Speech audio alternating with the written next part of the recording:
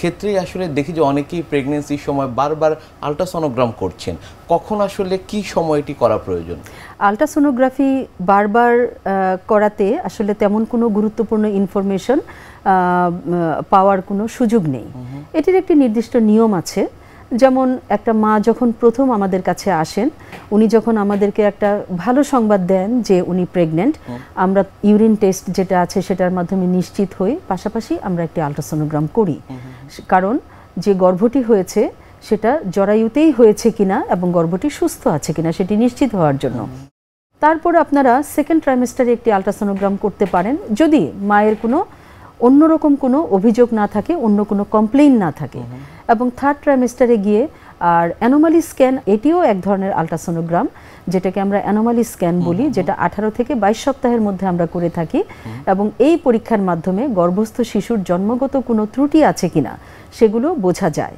কিন্তু এই জেনেটিক কোনো ত্রুটি যদি থাকে সেটি কিন্তু অ্যানোমালি স্ক্যানে বোঝা যাবে না।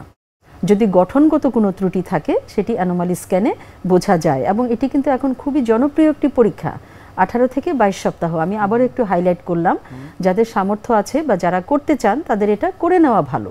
এবং থার্ড ট্রাইমেস্টারে গিয়ে বিফোর ডেলিভারি একটি আলট্রাসোনোগ্রাম করলেই হয়, গর্ভস্থ শিশুর অবস্থান বোঝার জন্য, গর্ভফুলটি কোথায় আছে, গর্ভফুলের কোনো জটিলতা আছে কিনা, পানির পরিমাণ কেমন আছে। যদি আমরা একদমই বাংলা ভাষায় বলি, রোগীরা যেটা বুঝে, লাইকারের পরিমাণটা কেমন আছে, কারণ এগুলোর উপরে আসলে হচ্ছে ডেলিভারি প্ল্যানিংটা ডিপেন্ড করে, সেটা আমরা করতে পারি।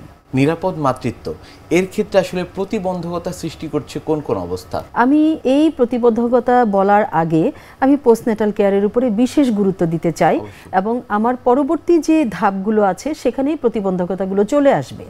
পোস্টন্যাটাল কেয়ারটি অত্যন্ত গুরুত্বপূর্ণ একটি কেয়ার। আমাদের মধ্যে একটি ধারণা আছে, ইভেন আমরা যারা হেলথ কেয়ার প্রোভাইডার যারা, আমাদের মধ্যেও একটি শিথিলতা চলে আসে। একটি সফল ডেলিভারির পর আসলে আমরা খুব রিল্যাক্স হয়ে যাই। আমরা মনে করি যে ডেলিভারি হয়ে গেছে, আমার দায়িত্ব শেষ, মা শিশু ভালো থাকবে। বিষয়টি আসলে তা নয়। ডেলিভারির পরেও আমাদের আসলে কিছু অবজারভেশন থাকতে হয়। যেমন ডেলিভারির 3 ঘন্টা পরে আমাদেরকে মা এবং শিশুকে খুব ক্লোজ একটা মনিটরিং করতে হবে। তারপর 7 থেকে 14 দিনের দিন, এবং এরপর 6 উইকসে মানে 45 দিনের দিন আমাদেরকে একটা চেক আপ করতে হবে। এই চেক আপ কেন গুরুত্বপূর্ণ? আমরা ডেলিভারির 3 ঘন্টা পর অ্যাকচুয়ালি দেখতে চাই যে মায়ের অতিরিক্ত কোনো রক্তক্ষরণ হচ্ছে কিনা। পিপিএইচ সম্পর্কে আমরা সবাই জানি, পোস্টপার্টাম হেমোরেজ, যেটা মাতৃমৃত্যুর একটি লিডিং কজ।